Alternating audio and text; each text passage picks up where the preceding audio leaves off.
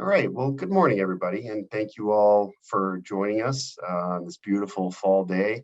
It's great to be with you virtually. Would have been even nicer if we'd had a chance to be together in person. I know our team had started planning for more in-person events this fall, and unfortunately, circumstances dictate that we take the prudent and cautious approach. But we do appreciate all of you joining with us, continuing to engage with us, sharing your feedback with us throughout the course of the year. And leaning on us to help support and grow your business and support and grow the community.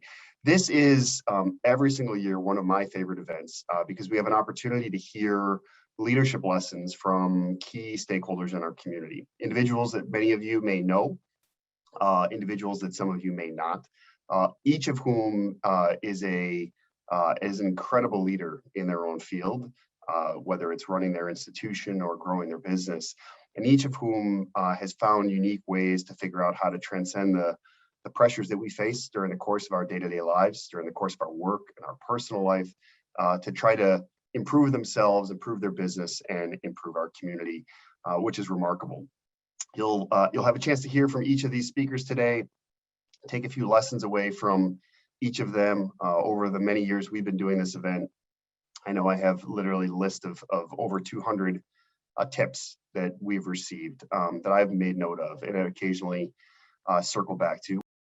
You are going to have lessons that are going to resonate with you, hopefully that you'll carry with you throughout the course of your professional career, and hopefully that will help you be more successful in life and in work.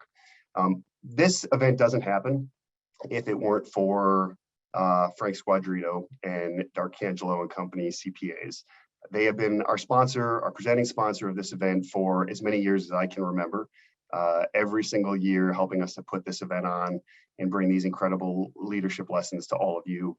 We are deeply grateful, not only to D'Arcangelo, but to our media sponsors as well. And I'd like to take a moment to introduce to you Frank Squadrito. Frank? Thank you, Rob, for those kind words.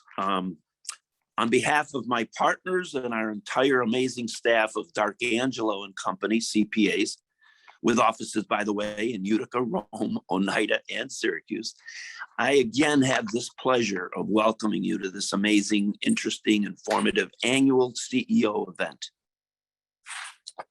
I'm going to call it by its old name, though, 7 Habits of 7 Successful People.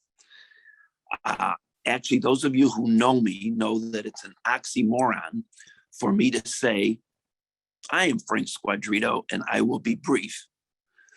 Therefore, I will conclude with my favorite recommended habit, that is to smile.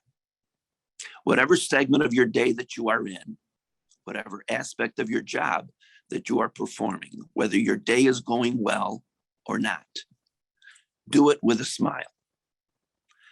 Every time, I believe this, every time you smile, you add 5 minutes to your life.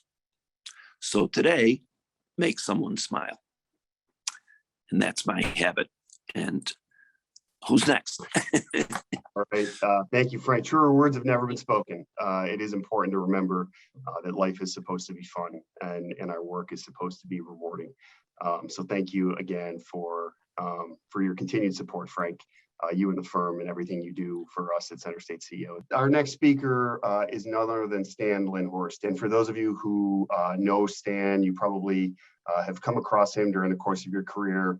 Most recently, you're familiar with his weekly column, Conversations on Leadership, where he's profiled, I think, more than 350 Stan leaders over the course of the last many years, I think since 2014, in the Post Standard and Syracuse.com. Each of these are little snapshots of individual leaders in our community doing amazing things, and Stan captures their life lessons in vivid detail for all of us to take advantage of, sort of like a microcosm throughout the year of what we hope this event can provide to all of you. What some people don't know is that back in 1994, Stan led the launch of Syracuse.com, which at the time was one of the first, the nation's first news websites. And so this is a person we are lucky to have in our community. It's a person who has transcended in his own field and a friend and a colleague of Center State CEO. Please join me in welcoming the moderator for today's program, Stan Linhorst. Stan, take it away. Well, thank you, Rob, and good morning, everyone. And Rob, I was smiling Thank you, Frank, even before your kind introduction there. But I want to welcome everyone to the leadership lessons that we're going to have this morning. And we are so pleased to welcome 7 of our community's leaders for today's program.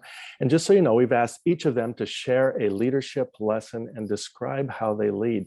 We're looking for inspiration, the same things I look for every week in my column, looking for inspiration on how to lead and succeed in our own lives, in our business, our careers, and our community. So we're looking forward to that. Once each panelist has shared their perspective on leadership, we'll bring together all 7 of them for questions in sort of a moderated panel format, and I'll moderate that. And then finally, we're going to turn it over to you in the audience. We want to hear your questions. So please enter them in the chat, and we'll do our best to get to as many as we can later on. You should have received a program emailed to you with all of our speakers' biographies. I encourage you to follow along in the program to learn about our speakers, but I'll also give a very brief introduction for each of them. And I'll start doing that right now. So first, it's my pleasure to introduce Lisa D. Alford, Executive Director of ACR Health. Lisa sets ACR Health's vision and strategic leadership, guiding the future direction of the agency. She holds a bachelor's degree from Hampton University, a master's degree from The Ohio State University, and executive certificates from Syracuse University, UCLA, and Georgetown. She is also a member of the NAACP, the Women's Fund of Central New York, the Junior League of Syracuse, the League of Women Voters, and Alpha Kappa Alpha sorority. So please join me in welcoming Lisa Alford. Good morning, and thank you, Stan, for that wonderful introduction. Thank you also to Rob and your amazing staff for actually putting this together for the community. One of the things that I think about when I hear the term leadership is that it's the ability to galvanize others towards a common goal. And when I think of really what my greatest and earliest influence on what shaped me into the leader that I am today, I actually think about my father. He came from very humble beginnings. Neither one of his parents actually had the opportunity to complete high school. But my dad actually went to college for a couple of years. Then he had to go into the military because he didn't have the funds to finish college. But then he came back and actually did complete his bachelor's degree. He actually went on to work in the field of education for over 30 years and retired as the assistant superintendent in the school district where he grew up. And I watched him as a young girl building coalitions with teachers, administrators, community members before board meetings and with others in the community. And what it taught me is how significant it is and important to build coalitions and networks with people from various positions and walks of life to help you get the work that you need to get done. He was certainly the ultimate connector, and I really learned invaluable lessons from him. And those experiences of watching my dad ultimately instilled in me some key characteristics of leadership that I really seek to abide by today. They include being authentic, constantly seeking word and deed alignment in whatever I do, being a leader of high integrity, always a continuous learner, knowledgeable, being a great communicator, mentoring and coaching others, being flexible and adaptable because things change in our world, caring and inspirational, and also a practitioner of equity and inclusion. In other words, taking the time to think about those who are not at the table where those decisions are made and really thinking about how it may impact them in ways I may not realize, but ultimately we want to have those voices represented at the table. One of my best leadership traits, I believe, is my inspirational leadership quality. I really work very hard to help my colleagues look at how the work that we do every day, it doesn't just serve the people today, but that the decisions we make and the way we serve others actually builds a legacy for the future. For example, the person that we help today doesn't just live a life where they can manage their HIV/AIDS or other chronic condition. It allows that person the opportunity to live a life where they manage their disease and can also focus on living a full life with their families and friends. The young people that identify as LGBTQ+ that come to our Q Center, don't just have a safe space to be and feel affirmed. They actually get the opportunity to develop life skills and complete school, go on to college or trade school, and live a healthy and productive life that inspires others. That's building a legacy. I know I value leaders that are knowledgeable and humble and are comfortable admitting that they don't know everything. A leader's job isn't just to know everything, but it's not just to know, or it's not to know everything, but to create a culture or an environment whereby ideas can actually emerge from that culture. You don't need to be perfect to be an inspiration to the people you work with. And one of my favorite leadership mottos is that people don't care what you know until they know how much you care. And that's vitally important. And one of my favorite quotes or proverbs that I think about as a leader is an African proverb that states, if you want to go fast, go alone. But if you want to go far, go together. Here's to all of us going together. Thank you. Thank you, Lisa. You know, I was struck by you were talking about your father, and every week I ask people about influences growing up, or tell me about your childhood or early leadership experiences. And that's one of the things so many people bring up are their parents. It might be a teacher, a coach, somebody early in their life they look back on and really admire and learn so much from. So thanks for telling us about your father. We'll move on. Our next presenter is Jeff Kruse. Jeff is plant manager of Novelis. Jeff leads Novelis's largest wholly owned facility in North America. The company operates in Oswego, and if I got this right, Jeff, produces more than 1 billion pounds of aluminum sheet each year. Wow. Jeff joined Novelis in 1989 and has held numerous roles from operations, continuous improvement, to environmental health and safety. Jeff earned his Bachelor of Science degree in psychology from Eastern Kentucky University, where he was a Hall of Fame baseball player. He was drafted by the Kansas City Royals. He lives in Oswego, New York with his wife, Kathy. They have 3 adult children. Please join me in welcoming Jeff Kruse. Hey, thank you for that introduction, Stan. And everyone, it's a privilege to be here this morning and to share some of my story. And I don't think I'm the typical leader growing up, but I have to go back to, I've been with Novelis a long time, but I've got to go back to my college days when I was a baseball player. So my coach, the late Jim Ward, he always tried to instill a high performance mindset in all of his players. And there's 3 things that he talked about that always stuck with me. And the first was, you have to show up every day. So you got to build those habits into what you're doing. And he would always say 90% of success is showing up.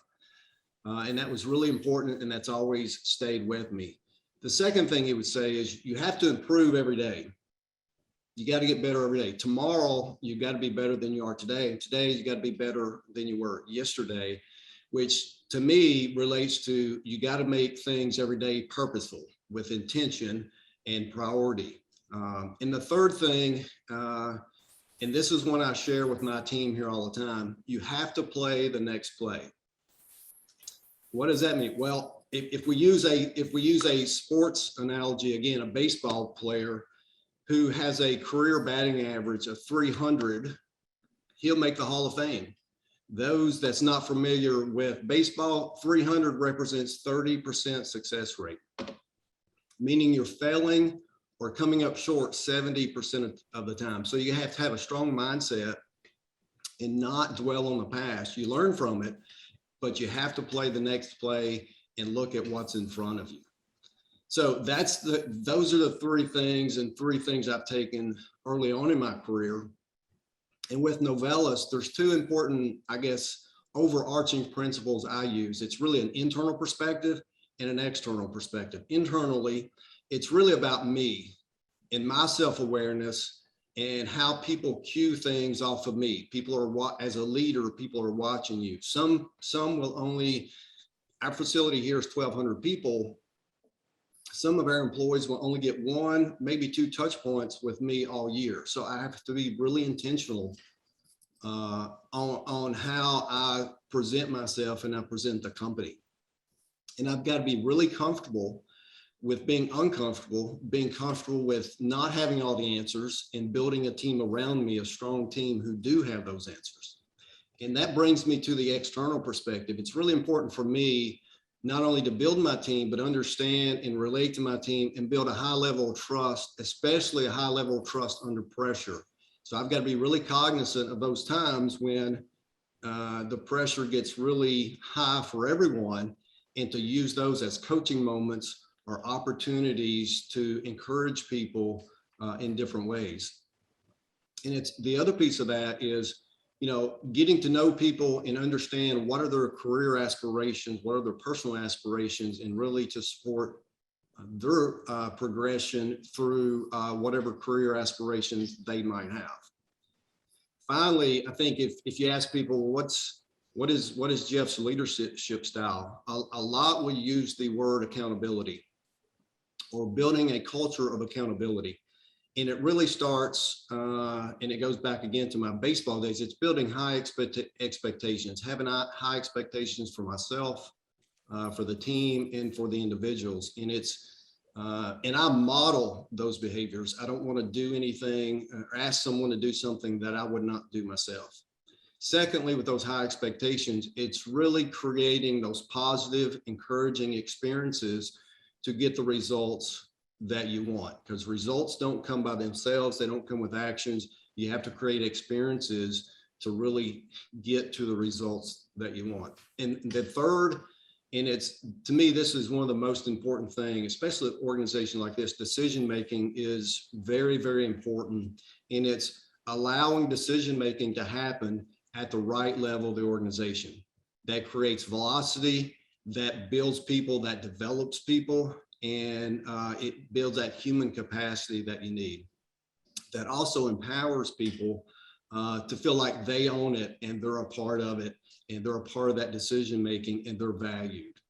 And finally, the last piece of that is about feedback and building those relationships and making sure I'm providing appreciative feedback on those things people are doing well as constructive feedback on those things that employees need to continue to improve upon.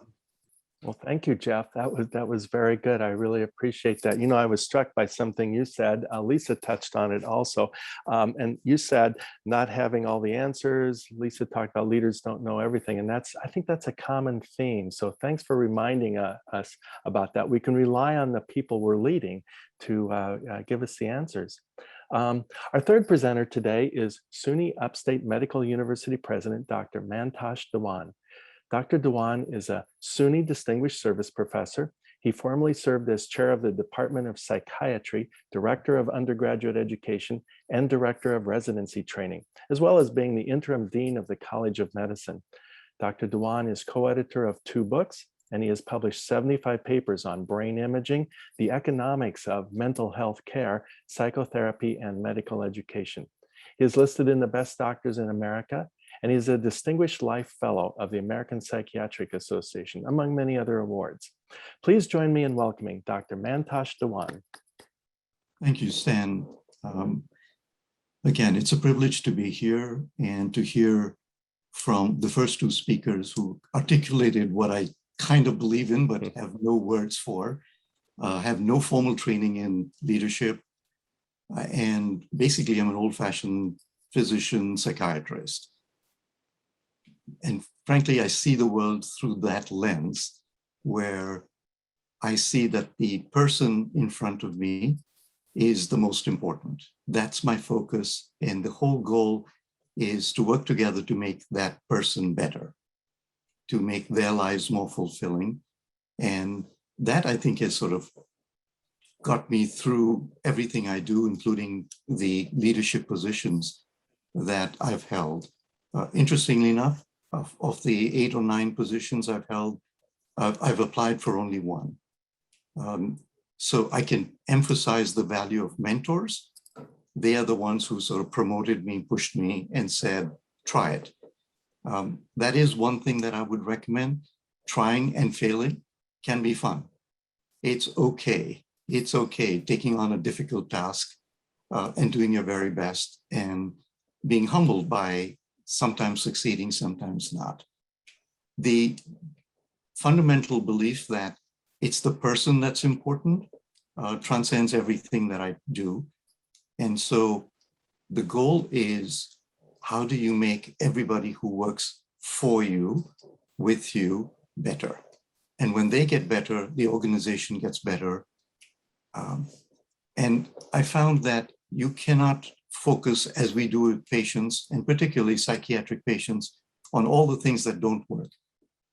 What I found very inspiring from them is when you can find something they can dream about, that's something that they can chase and you can help them get to. And I think that works very well for organizations as well. Pick a dream, and it could be an ambitious dream, and then see if you can inspire people to get there. When I became chair, I found it very helpful to meet with each of the faculty members and essentially ask a simple question. I want you to get an award for any aspect of what you do in 2 years. What aspect would you pick? So they could be a well-regarded clinician or a teacher or a researcher. It didn't matter to me. All three were important. But I thought if we could tap into their energy, their enthusiasm, their dream, we were more likely to succeed. And that actually did happen. So that's a philosophy that I have embraced. Find the dreams of the people who work with you and see how they align with the larger dream of the organization. I also feel very strongly that a leader works for the people who report to him, not the other way around. And I've often been stuck with being in middle management, like all of us are. We all have someone we report to, no matter what your position. And I've always struggled with, but have a very clear answer now, that I report not to my boss, who in my case right now is the chancellor, but to the deans who report to me. I work for them. My job is to make them successful. So I get a job and I hold a job because of my boss, but I am successful when my deans are successful, when my CEO is successful. So I actually work for them, and they always discount that, but that is actually true. I want my hospital to be successful. There's nothing I do to contribute to that. I have to support the CEO being successful. So I judge my reports not by how many awards they win, but how many awards their reportees win. So tell me not how many awards that the chair of the department gets, but how many did the faculty get? That's your job, is to work with the person you report to. I can tell you by stating very clearly that I work for the people who report to me and not my boss is a little tricky. Bosses don't like it. And to be fair, I was fired as chair of psychiatry, even though I was very successful, because my boss was not very pleased with my basically saying, I'm sorry, I don't report to you. I will do what's best for the people who work for me. That's a risk that's worth taking, which again, leads me to one other leadership thing that I would emphasize. You must, to be a good leader, you must have a happy space to go back to. I find that leaders make huge mistakes when they value their job so much that they will accept compromises, personal and organizational, to keep their job. It's very freeing to be able to walk away. And I would urge people to have a very happy, strong place that you can walk away. You know you're valuable, you know you need. Yes, it's a disruption, but I would never make a compromise to keep my job. And I would never do that to please my boss. That's not who I work for. And lastly, I would basically say, as we've heard, you've got to have fun. There's such stressful jobs that you've got to enjoy yourself. So I had a mentor who we would teasingly say his motto when leading us into battle was, ready, fire, oops, aim. And I did love that. I thought he was a little bit too far up there, but my modification of that is do lots of things, have fun. Sometimes go for it without thinking it or overthinking it. So I do think that the craziest thing that I did in that spirit was, my first job was at the VA, and there were 5 young people recruited in the 2 years that I was there. And we had 4 senior leaders. For various reasons, they all left within the year. And so we were 5 kids now in charge of the VA system. So the director said, one of you has got to be the interim chief whilst we look for somebody. And we all said, no, we don't want to be wasting our time on administration. I enjoy teaching and doing clinical care. First job, don't want to do it. And they pushed us. And so the 5 of us met, and then teasingly responded with, we will be chief of the service 1 day a week. And we thought it was a joke and sent it down. And the director said, I'm so fed up, you can do that. Short story is that it was one of the most successful administrative models that I have used. It was obviously everybody shared everything. We met once a week at King David's for lunch, and that was our administrative meeting. Since there was no boss, we all agreed and we followed through. It was actually quite a remarkable lesson in leadership. I've never dared repeat it, but it does sort of say, you can enjoy yourself. You can try something out of the box. So my last words would be dream, get the very best people you can get, and then trust them, support them to do better. And then now as president of Upstate Medical University, I spend all my time worrying about the thing that we get most complaints about, which is parking. Thank you all. Thank you, Dr. Dewan. That makes us smile as well. I'll remember the parking line, but I'll also remember that you said leaders work for the people. How true is that? Leaders eat last is what somebody in last week's column told me. And that's so true. So I think if your first boss didn't recognize that fact, you were lucky to be fired and then grow personally and bring so many other people along with you. We'll move ahead. Next up, we have Bertram L Lawson II, President and CEO of the YMCA of Central New York. Bertram was recently appointed to lead our YMCA. Previously, he served as Chief Operating Officer for Mastery Charter Schools Network. His bachelor's degree is from Lincoln University, and he's working on an MBA from Wilmington University.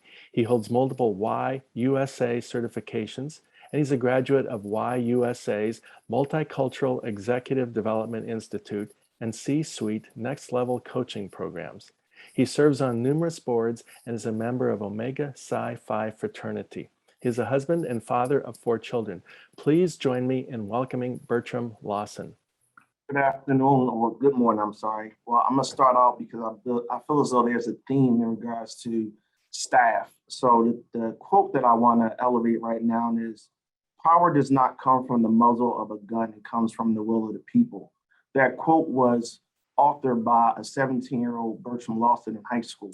And it was really based upon situations that were happening back home for me in Philadelphia. On the streets, there was a lot of shootings.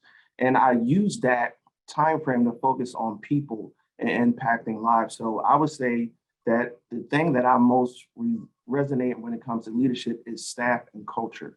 It's really empowering people and focusing on being a transformational and servant leader.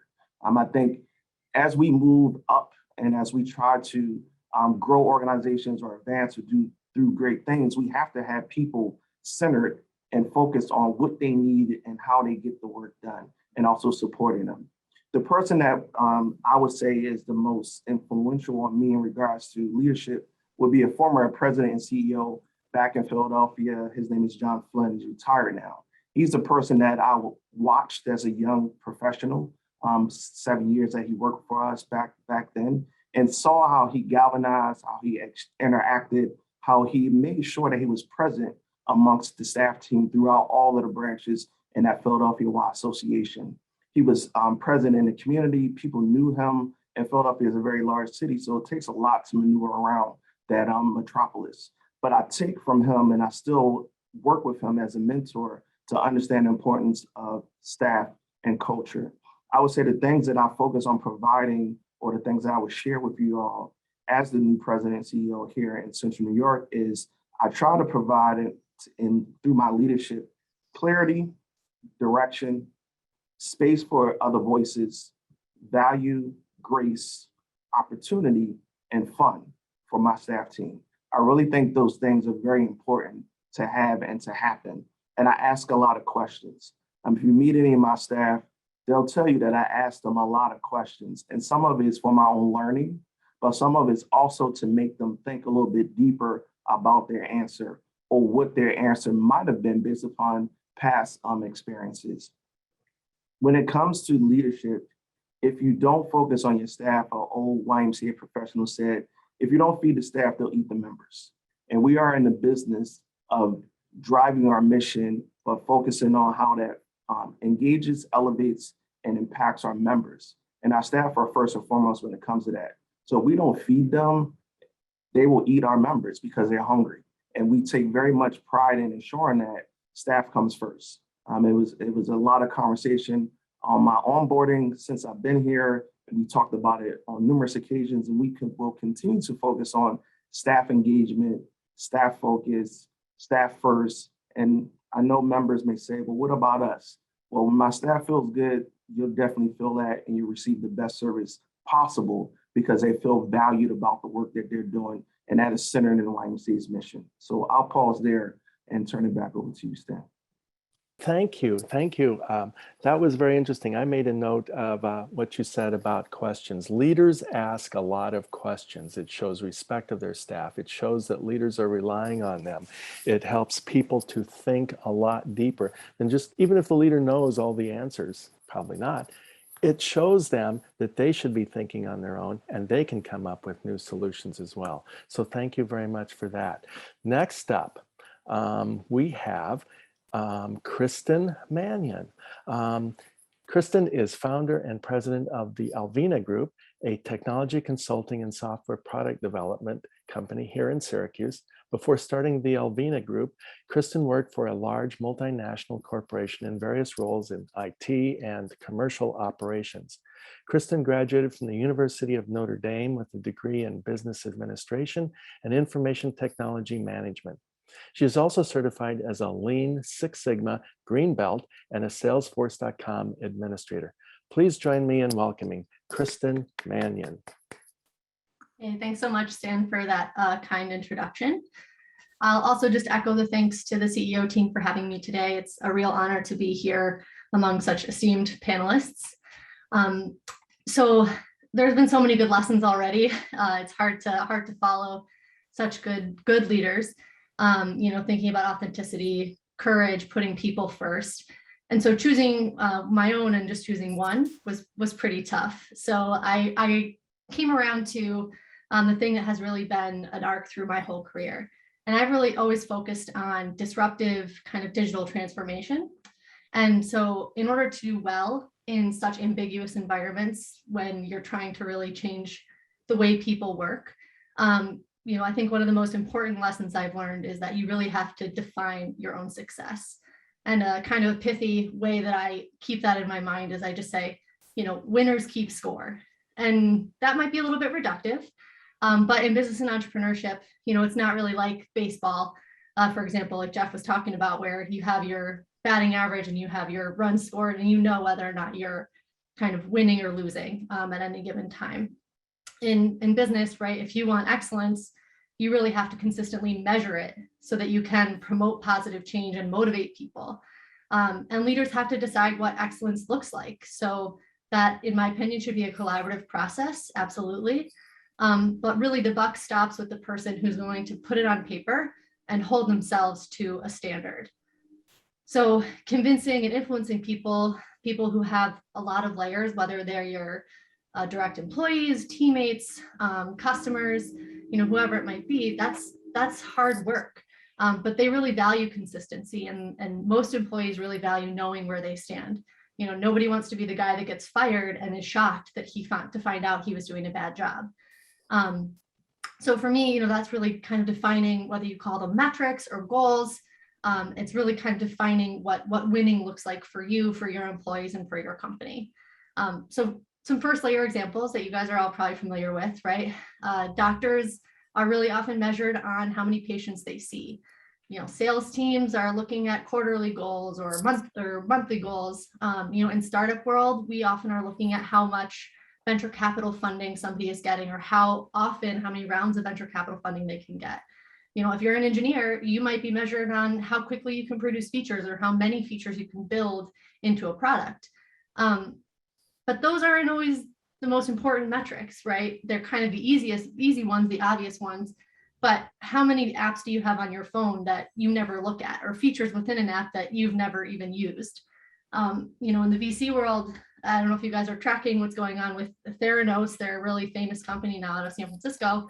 They had over $1 billion in venture capital funding, and it's not looking great for them. Now their CEO is on trial for fraud.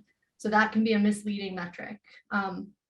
In monthly sales goals, sometimes you're not necessarily getting the most quality sales, right? You're not getting the right customers.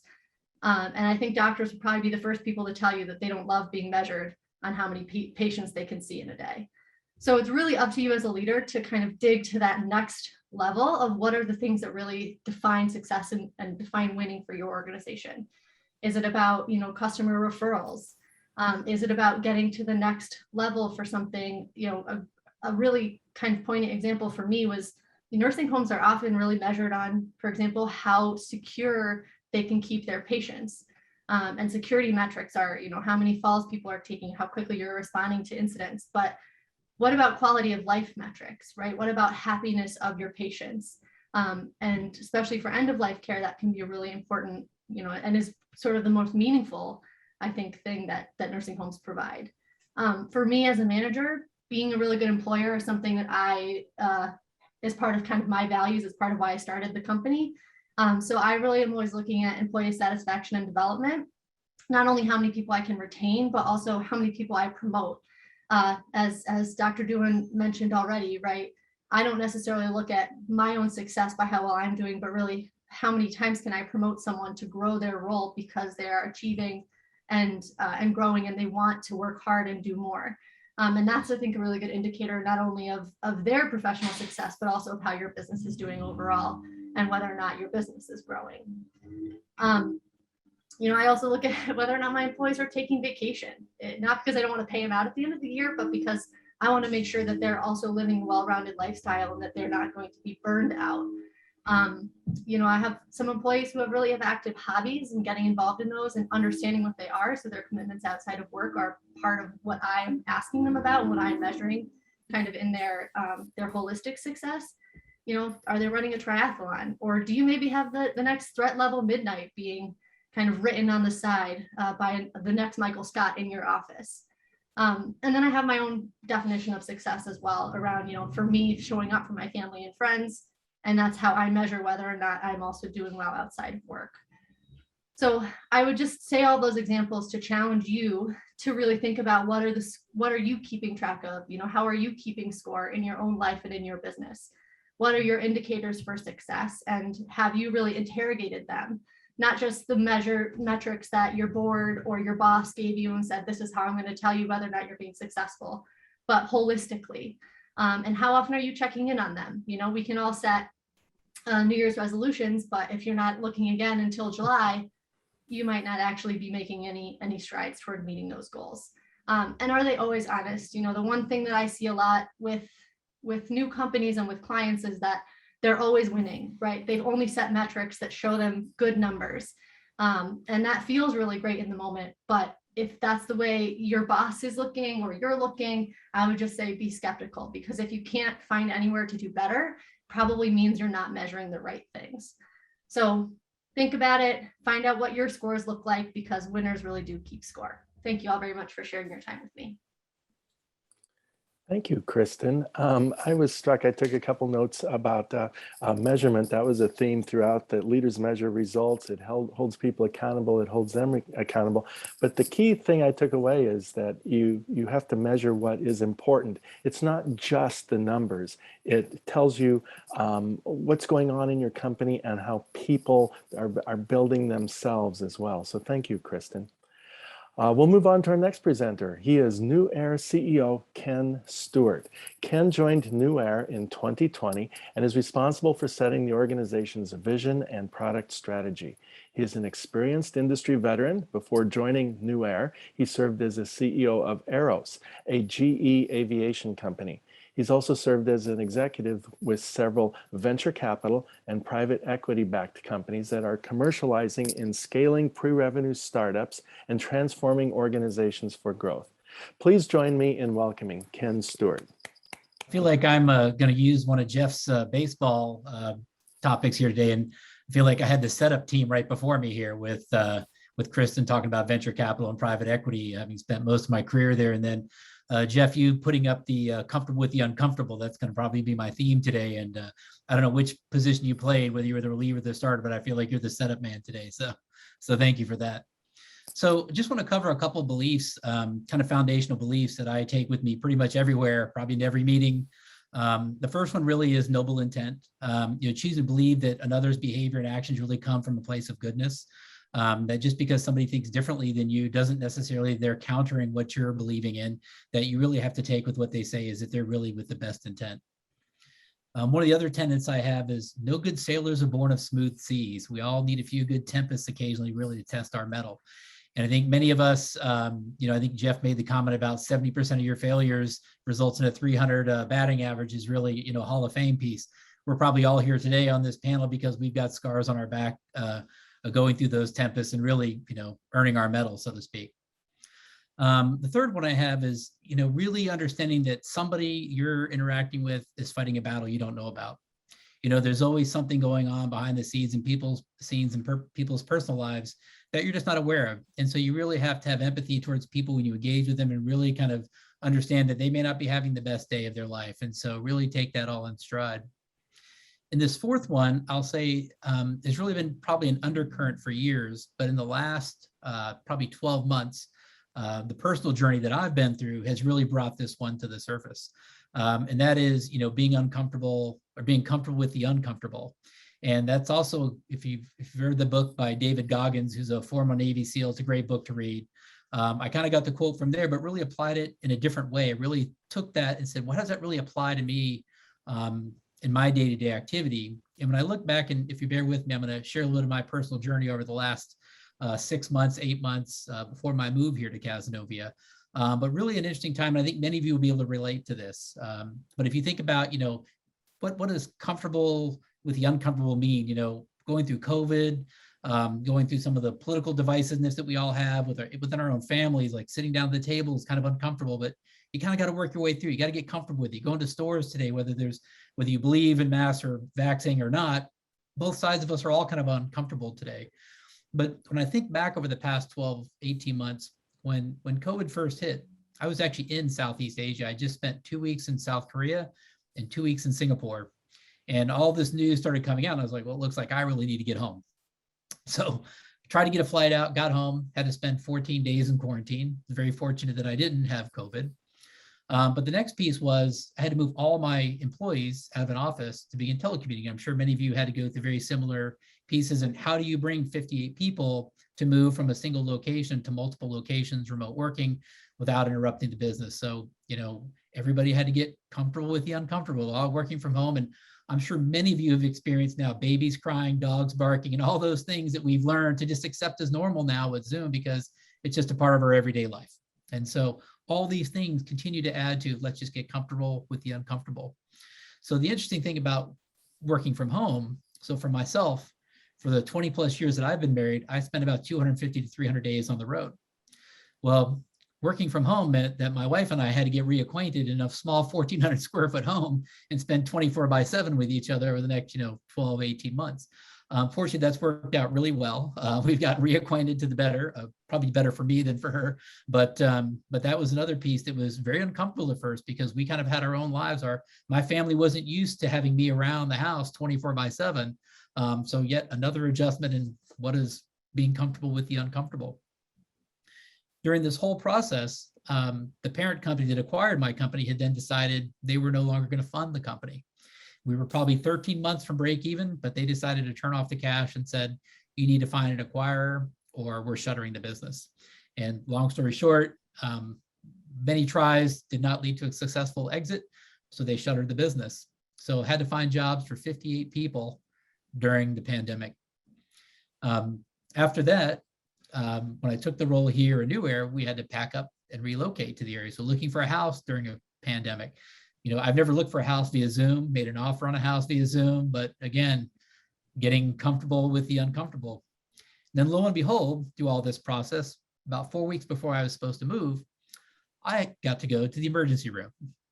Now, the emergency room of Mass General is not really a place you want to spend your time during a pandemic. It was so overfull. I spent 24 hours on a gurney in a hallway and then spent another 5 days there only to find out that I had got some autoimmune issue. So another issue during a pandemic you want is a suppressed immunity. So I haven't been in the hospital since I was 13 years old, and I've got a few gray hairs, so it's been a while. All of these things just added up and added up. We finally moved just after I got out of the hospital, moved over here, and then we lost a family member. So all these things were just one thing after another. And really, if I look at my kind of the first three pieces that I brought up, you know, good sailors are not born with smooth seas. Need a few tempests now and then. Well, this is more than I think most people want in a lifetime, quite frankly. My wife and I really had a great discussion about kind of the last 12 months and said, wow, just an amazing last 12 months. I hope the next 12 months don't have anything like this.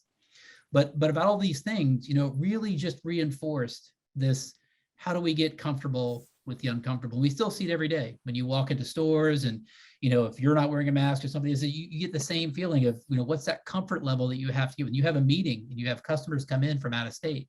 Are you comfortable enough to sit in that same room? Is the room big enough? Are you spaced out far enough apart? All these things really add to this, am I comfortable with the uncomfortable? And that's really kind of this evolution. You know, we as leaders have to keep evolving and thinking about how do we interpret the world around us and our own personal, you know, experiences, and how do we take that and, you know, manage our day-to-day work life, personal life, et cetera. And so that's really been my personal journey over the last 12 months. So I hope that helps you in sharing that with you. And I don't know if any of that resonates with you, but hopefully it does. So thank you. Well, thank you, Ken. I was really struck by your example. Leaders have to be comfortable with the uncomfortable. I think we've heard a couple of people talk about that already. And COVID is the perfect example. I'm sorry that there was some sadness along the way there for you, but we're glad you didn't have COVID and that you were able to get everybody to work remotely and make NUAIR such a success. Let's talk about mentorship, because that's an important responsibility for leaders. And I think it came up in several ways. Lisa talked about her father and lessons there. Jeff talked about supporting people in their career aspirations. Dr. Dewan talked about specifically about the value of mentors. So in one way or another, it's come up several times. So I'd like to ask, how do you mentor others? And how have you consciously chosen a mentor? And a mentee? You're in a leadership position now, so people probably look to you for mentorship. Do you rely on them to raise their hand and come to you, or do you identify people for their potential? Jeff, we'll start with you.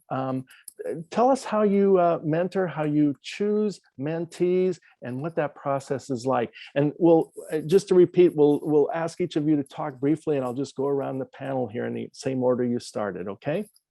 Yeah, thanks, Stan. For me, it's a couple of different ways. Some of it's formal, some of it's a written part of your goals and those kinds of things, but some of it is more ad hoc or relationship building once you've identified a couple of people. For me, I'm looking at people that have potential and who aspire to do things that way. Someone outside of my immediate network as well.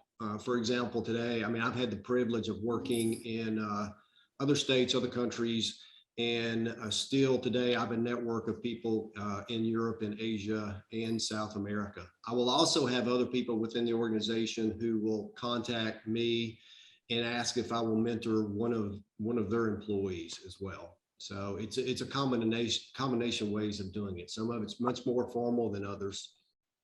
Some of it's much more purposeful than others. Dr. Dewan, why don't you go next? So I think I have a similar situation as Jeff. Some of it is people you look for, some that will approach you. But what I wanted to add and emphasize is I'm probably the oldest on this panel, but I still need mentors. I still have a kitchen cabinet. I still regularly talk to people who have been my mentors and professors and teachers. And I find it extremely helpful, including my favorite mentor will say, you know, what you're recommending doing is exactly right. I would not have done it that way, but you're different. And I value that. I value the disagreements that allow you to sort of think it through more thoroughly. So I would emphasize the value of mentors for each of the leaders. Terrific. Bertram, you're up. Yes, I have mentors that go from nonprofit to for-profit. I think it's always been important to have that for me since I'm a nonprofit leader. I've had mentors that are in education as well, just to understand different nuances of different areas. And I've seeked out people to mentor, and then often I am seeked to do so. I think it's very important that you give back. Someone gave to me, so I think it's a way of giving back, but also I've served not just as a mentor, but also as a sponsor to people, because I have a seat at the table and utilizing that voice to elevate maybe an unknown person who has a great way of doing things and they're not being seen, but using that platform that I may have to help elevate them. That's great. I think you used the word sponsor. I think there's a difference between being a mentor and being a sponsor. A mentor teaches, a sponsor helps elevate someone by speaking up for them at the right moment. Am I right?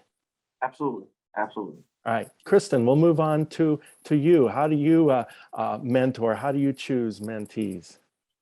Sure. I think I always take a first meeting. I think that's really important to be available to people. But I would say the kind of the most important lesson probably in mentorship is not to force it, because I think you can end up really as the mentee or as the mentor, if you're not really well aligned, it doesn't always behoove you or the other person to really push. They should find the right match for them. But I think it's important that those relationships are really reciprocal. And as a leadership kind of tool in that, I often really try to use those relationships or those meetings as a chance to coach the other person into how to set their own agenda, to really focus in on what they're looking for. And I think that can be a really effective kind of coaching tool as well in a mentorship relationship. And then in terms of picking the right person, if somebody doesn't approach you, I just think it's important to have a growth mindset. So if you're growing, there's a lot of room at the top for other people. And you should be looking to who else you want to bring along on that journey. And sometimes that's a mentor relationship. Great. Ken, you're up. Sure. Yeah. So, getting it or having a mentor is an evolution. As you grow in your career, you're constantly looking for somebody to help you continue to grow. And so I've had several mentors throughout my career. And the last one, it's one of these things that just kind of, I think, really happens through happenstance, not necessarily a formal thing that you go out looking, say, I need a mentor, go find one, but really evolved through the prior company I worked at. The CEO at that organization did not want to work with the advisor they brought in as a mentor. And so I met her and I said, hey, let's go have dinner. And so we sat down and she's been mentoring me for the last 5 years. And it's been a fantastic relation, very casual, nothing formal. But it's even my wife comes to dinner with now because she gets to learn from that. And so, but it is a two-way street. We get to talk to her about things she's doing in her career as well now. In terms of my employees, I tend to look out for those that are very curious. I think curiosity is very key for a lot of employees that are looking to grow within an organization. And, if they're interested in sitting down, they'll approach me or I'll approach them and see if there's any opportunity for us to sit down and build that relationship.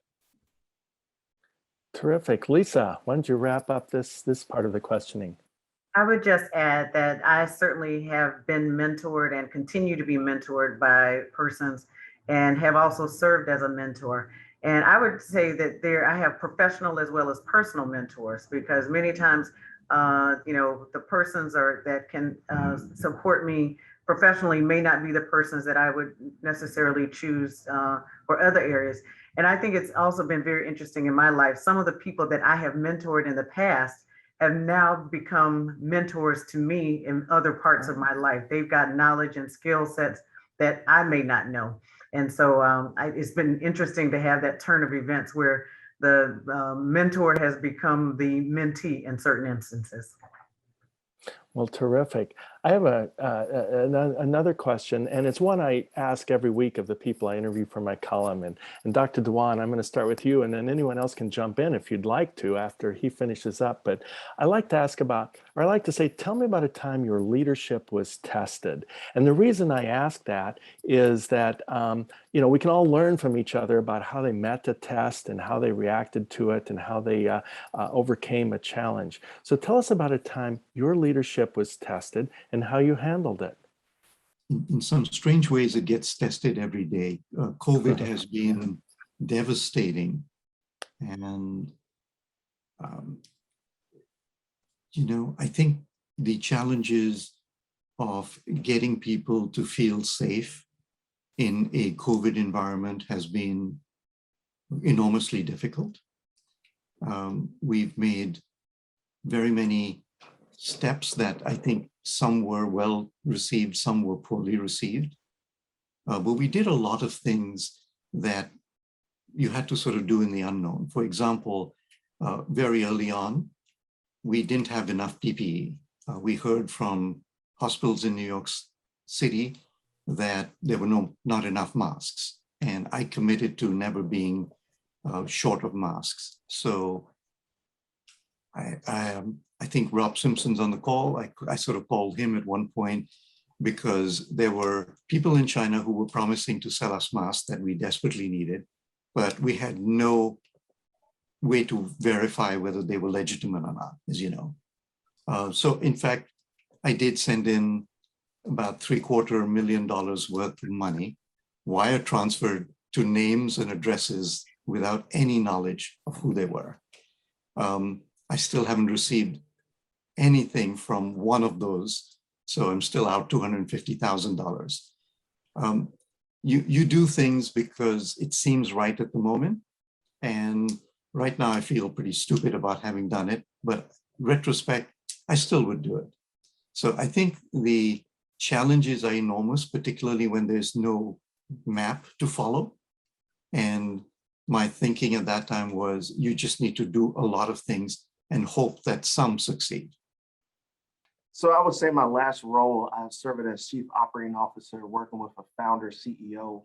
In my charter school network, there was a lot of speaking truth to power during the pandemic, and being closer to the field. We had 24 schools and worked with principals and other leaders. There were a lot of things resonating that weren't going as well.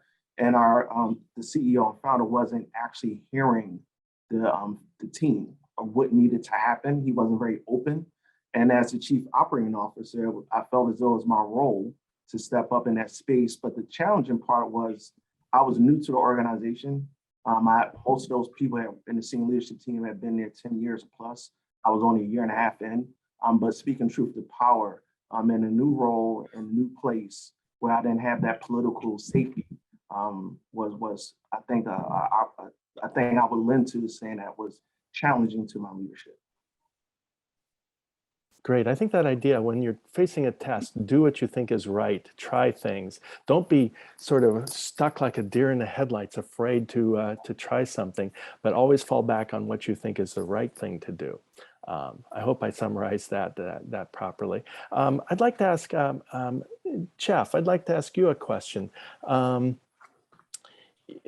And this is sort of related to you've spent much of your career, perhaps all of it, with the same company and moved up and up and up. And eventually you got to now where you're leading a large group of people within that company. So there are people you know who you now lead and look to you. So what's your advice for how, when you're promoted to leadership roles within your own organization, how do you handle that? How do you become the leader instead of when you used to be the follower, a peer with people? I think one of the difficulties of learning is learning a technical expertise role versus transitioning into a leadership role. So I think that's where mentoring comes in very handy, but you really have to, it's really a transition in what you're doing. Leadership is not the same as having some expertise in a role like engineering or something like that. So it's really helping people to get beyond that technical expertise into a leadership and it becomes more of a people game, if you will, in understanding people and encouraging people and leading people in that way.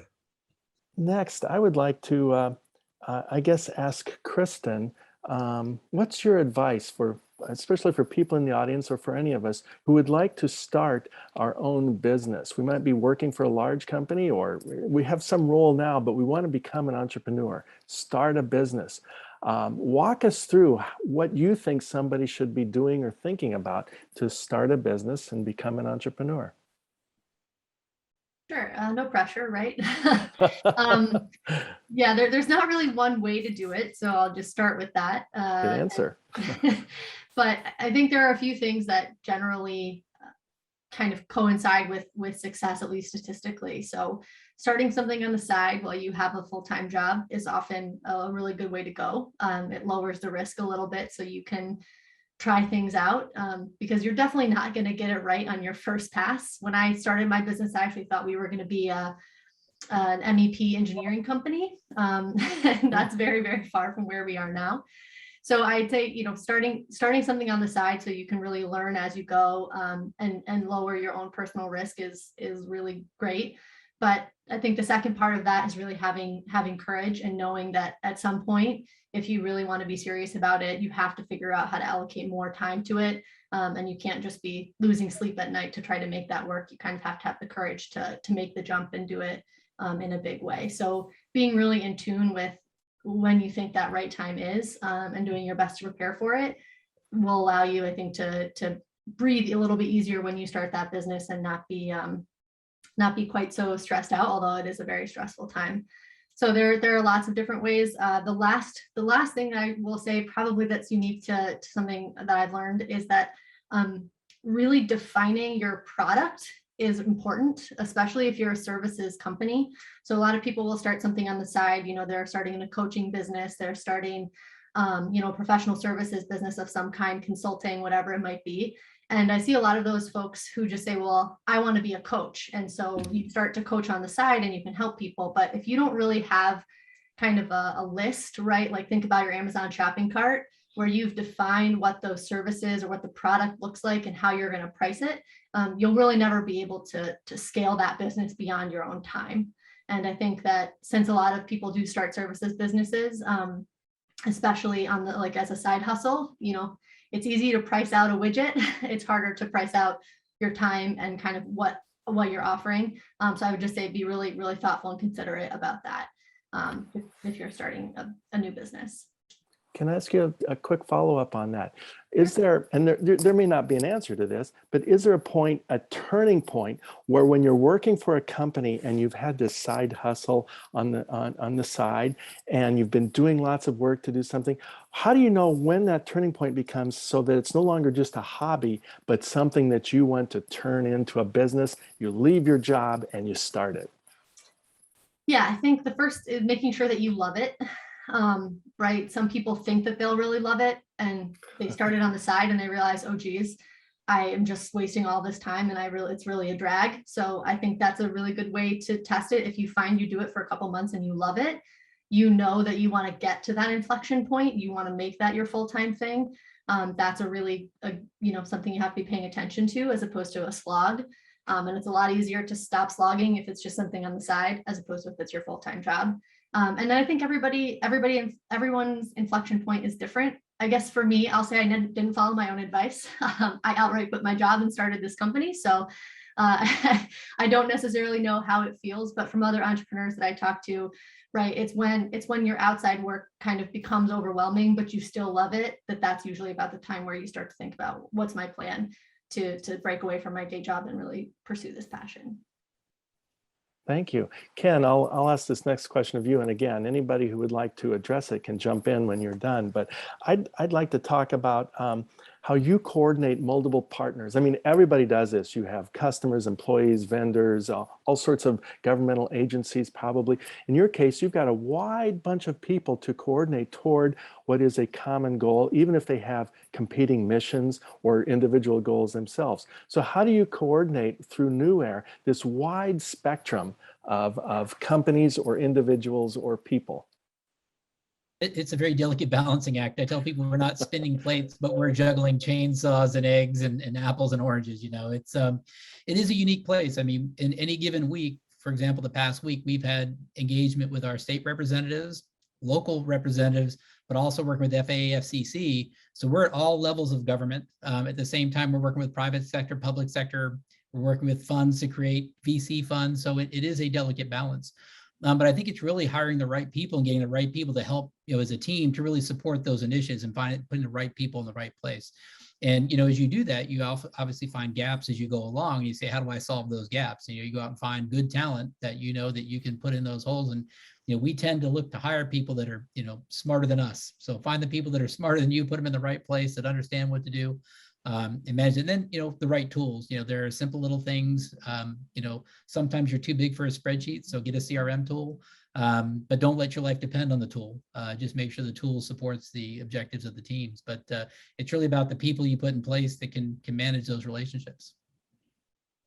Thank you. Anybody else want to join in on how you manage or lead all of those disparate organizations you rely on? Stan, the only thing I would add is it takes a high level of collaboration with the different teams because they do have their own priorities and they may not see what the other groups are doing. So it takes a high level of collaboration.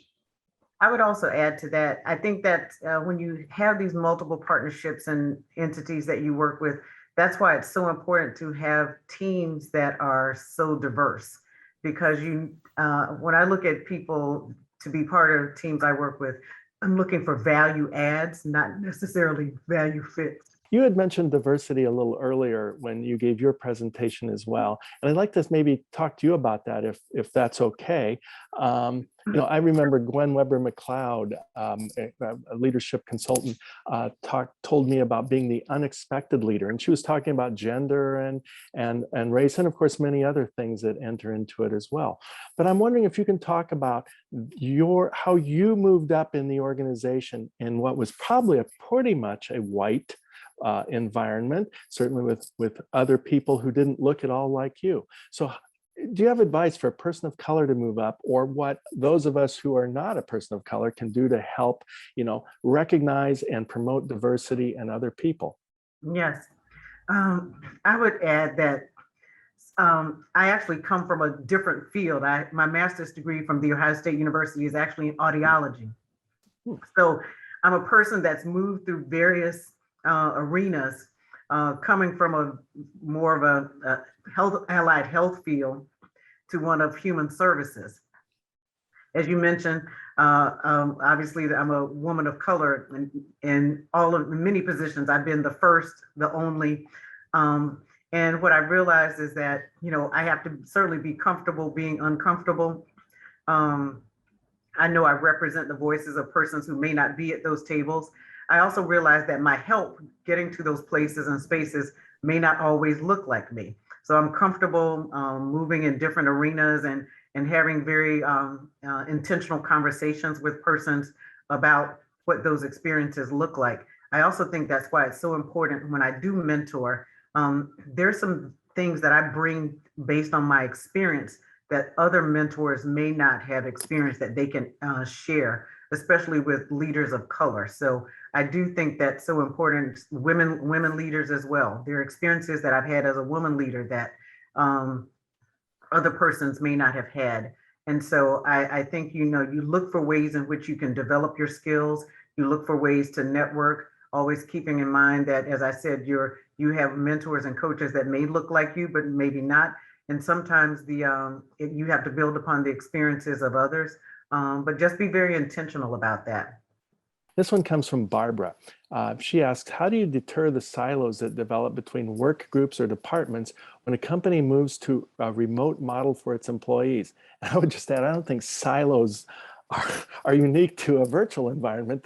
Every organization seems to have silos develop, and it's a leader's job to kind of break down those walls and bring people together. We've heard about collaboration and so forth. So how do you deter silos from developing?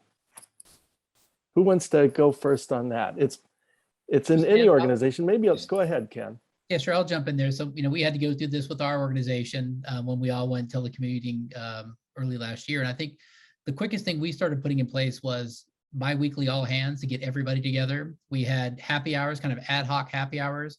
We actually have game night for the employees. We'd all get together and, do gaming online, things like that. Something really kind of break down those barriers that came up from not being in the room together.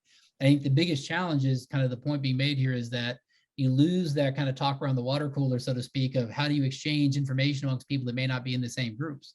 And so we try to look at different ways to, adopt the digital way to engage with the teams like that. And then if we had the opportunity, we would get together, say outdoors at a park or something like that for like a grill in or something like that to kind of get everybody together as safe as we could.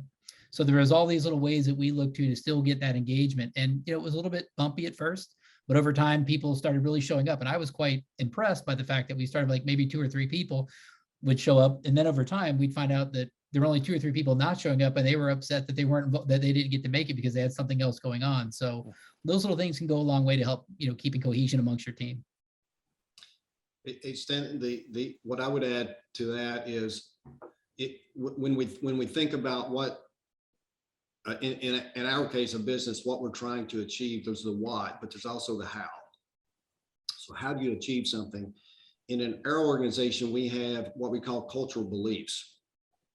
One of those is winning together and providing that recognition and that storytelling, sharing those stories of people winning together. So if one side of the organization is winning, but the other side is losing, that's not a good fit. It's got to be an overall win. So that's part of the how.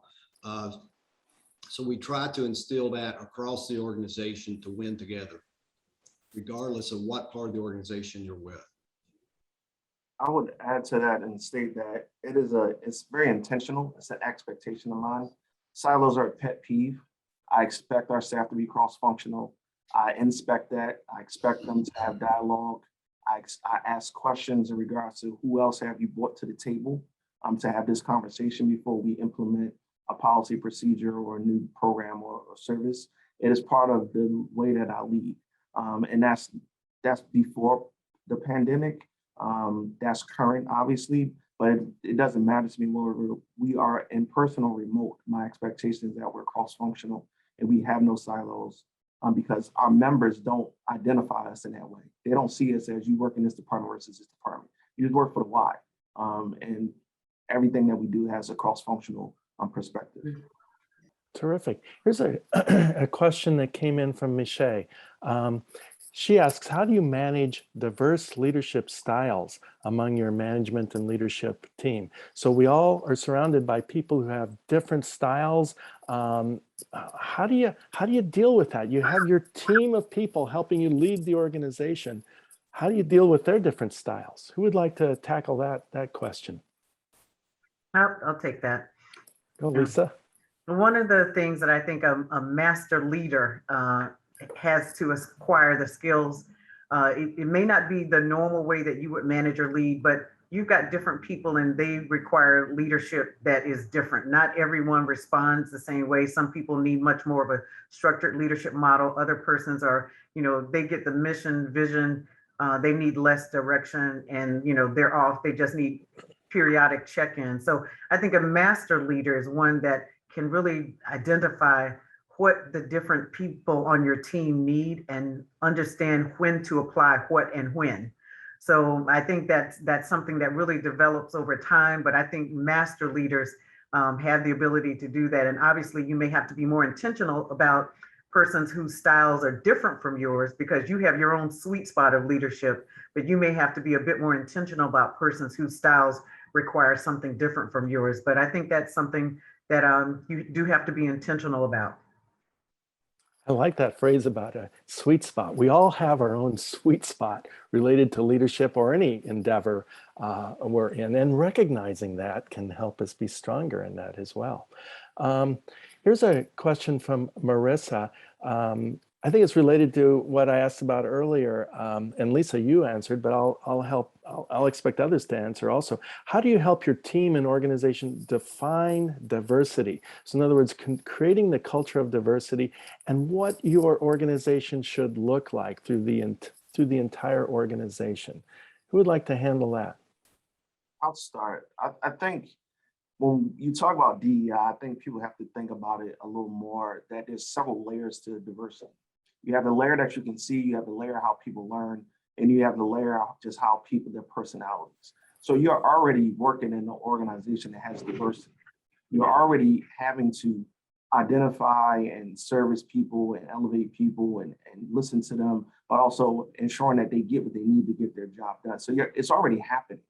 When you look at the first level of diversity, you're talking about what you can see, a person's color, their gender, those things, you have to be a little more intentional and focus on not having the same or everyone look the same in your environment if the people that you're trying to serve don't look like that. If everyone is a multitude of different people, you need to be a little more diverse. You need to identify and be intentional.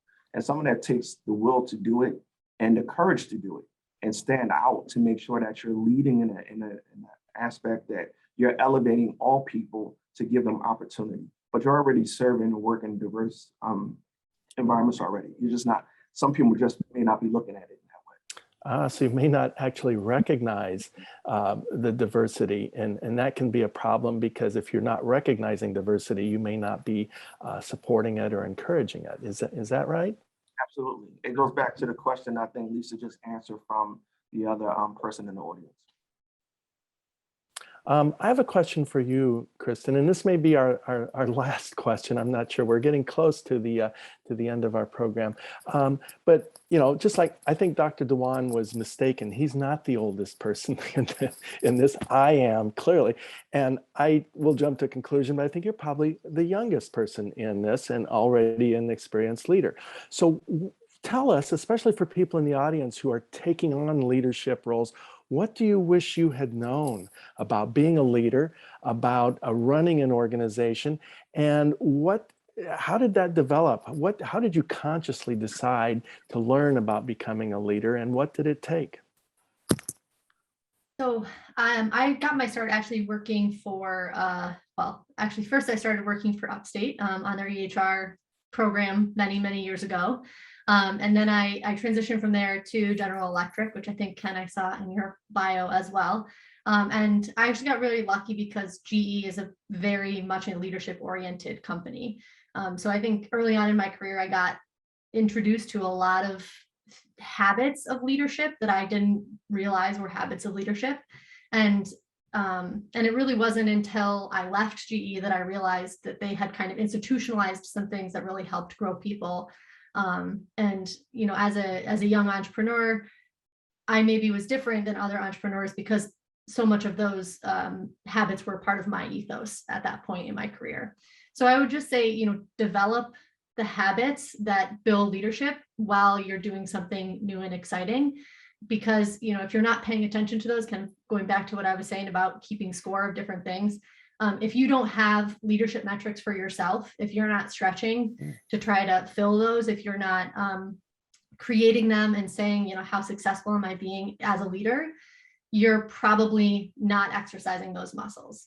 And you're only focused on maybe your individual contributor metrics. And those are really important. And you don't, you know, you need to sort of have competence and have basic success. But what are those other layers? If you haven't defined those for yourself, they're not just going to happen accidentally. And you might go through experiences and that will, you know, train you. But if you're not looking at those experiences with the lens of leadership, you're probably not really getting as much out of it as you can. So I would just say, you know, for me, I got lucky. It became part of the way that I operated from the companies that I worked at. But if that's not something that you see in your organization, I would just really challenge everyone to set those standards for yourself and decide what you think makes you a good leader, and what you think you need to grow in, and then set yourself up to really kind of flex that and practice. And then, you know, you have a lifetime of it if you really start to pay attention. Sounds like a key thing, a lifetime of it. It never stops. We don't stop learning.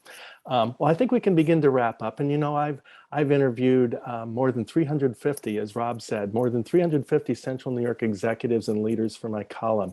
And I've learned many things from them. And I don't know about all of you in the audience, but I thought our speakers today were inspiring. They were thought-provoking. And once again, I've learned a lot from them, and I hope you have too. So with that, I will sign out, and I will turn this over to a final word to the Center State staff. Well, first of all, Stan, thank you for phenomenal job moderating as you do, teasing out these insights in your column. To our speakers, thank you so much for sharing your lessons with us. Thanks for sharing your talents with our community. I remain wildly optimistic about the direction that Syracuse and Central New York is going. And I think part of the reason why I can remain optimistic despite the sometimes challenges and periodic setbacks and the difficulties we face in our work is that over my career, it's now been 18 years back in Syracuse, I have watched our community's leadership ranks grow. I've watched the diversity of the voices at the table grow. When I moved back to Syracuse in 2003, there were very few people Kristen's age who were in a position to be viewed as leaders. There were very few people of color. There were very few women who were sitting around leadership tables. And that was just 18 years ago. We're making progress. We have a lot more progress that needs to be made. That progress happens when we all work together. And that progress happens when we all work every day to improve ourselves a little bit, to improve our organizations, to improve our work, and to make this community a place that we all want to call home. So thank you all so much to Frank Squadrito and Darkangelo Company CPAs. We couldn't do this without you. We hope to have you back again next year. And to all of our participants, thank you so much to all of you for joining us. We look forward to continuing our engagement with you throughout the course of this fall and the end of the year. Hope everybody has a wonderful day. Thank you so much, everybody.